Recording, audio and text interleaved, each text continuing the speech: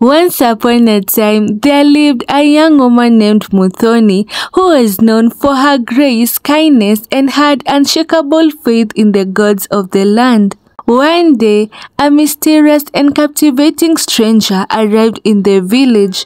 He was tall, with deep dark eyes that seemed to hold secrets of their own. He introduced himself as Malik, a traveler seeking shelter and rest for the night. The villagers welcomed him warmly, and Muthoni, with her compassionate heart, offered him a place to stay in her modest home. As the nights wore on, Malik and Muthoni shared stories of their lives and dreams, connecting in a way that felt strangely profound. The moon shone brightly in the sky, casting a glow upon them. After they finished with their chats, Muthoni gave him beddings to sleep on the sofa while she retired to bed. However, little did Muthoni know that this encounter would change her life forever. In the days that followed, a strange feeling overcame Muthoni. She felt different, as if an invisible force had touched her every soul.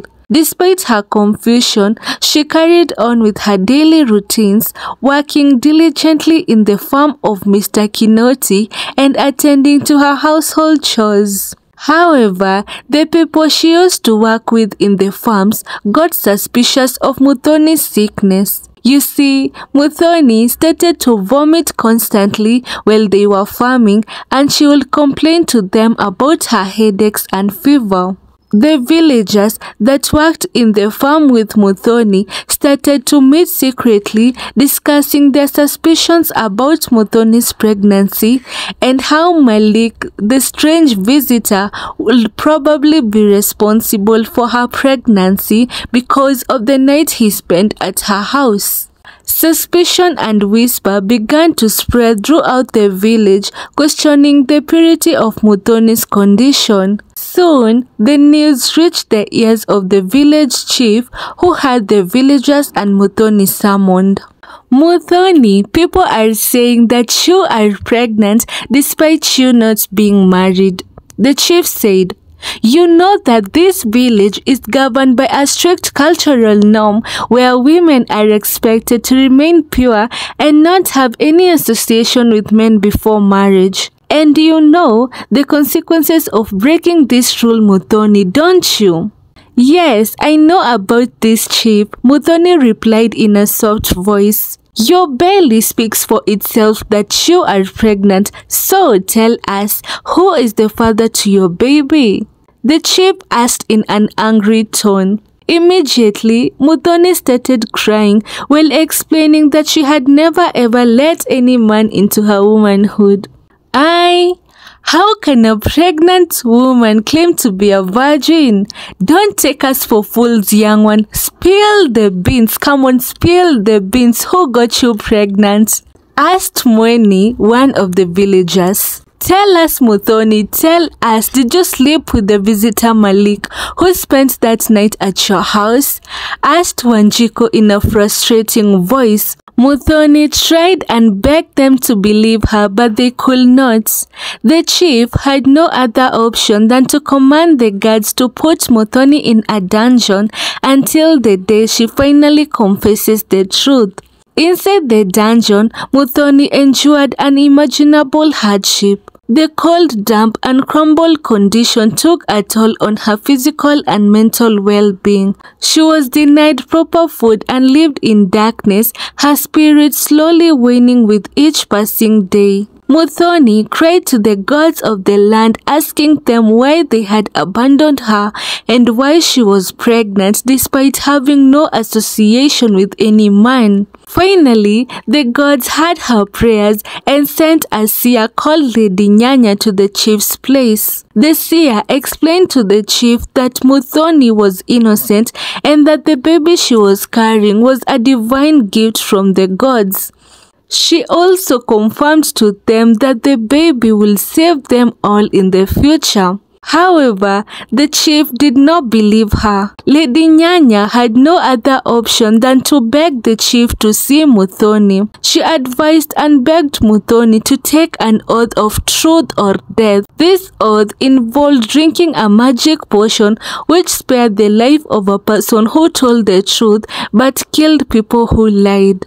Immediately after Muthoni told the chief her intention, the medicine man was called. At this moment, everyone was gathered at the chief's house to witness what would happen. The medicine man immediately prepared the traditional magic potion and handed it to Muthoni. Tension filled the air as Muthoni hesitated for a moment before bravely drinking from the ancient cup. You see, time seemed to stand still as the villagers watched with bated breath. Others watched in sympathy and confusion, asking, will she die or will she not die? Miraculously, Muthoni emerged unharmed, reaffirming her words of innocence. The chief, now convinced of her truthfulness, declared that the child within her was indeed a divine blessing. He apologized to Muthoni for not believing in her and placing her in a dungeon, and vowed to protect her from any harm that may come her way. As weeks turned into months, Muthoni's belly continued to grow, and so did the curiosity of the villagers. They had never witnessed such a phenomenon before, and their beliefs were challenged. One morning, the sky gradually darkened and a gentle rain began to fall. The villagers were so surprised yet grateful because in their village they hadn't experienced rain for a long time. In the midst of the storm, Muthoni went into labor.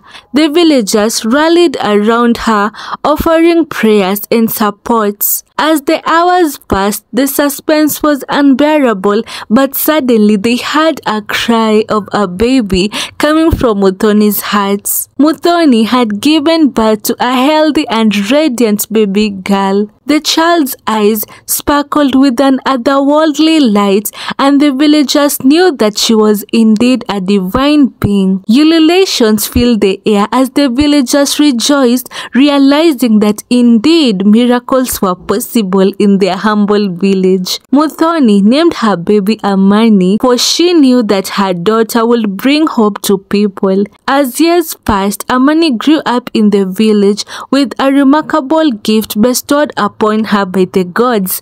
Amani had the ability to heal. With a gentle touch and soothing presence, she could mend wounds and cure diseases that had plagued the villages for years. Her healing powers became a source of hope and comfort while also relieving suffering. And the villagers kept thanking the gods of the land for the incredible blessings of providing them hope through Amani. So, what's the moral lesson? This folktale teaches us that indeed miracles can happen in the most unexpected circumstances and even in the negative things that happen to us in our day-to-day life. This folktale is also a reminder that we should not be too quick to judge and that we should be open-minded. Anyway guys, that was it for today's folktale, and I hope that you learned something out of it and that you enjoyed it.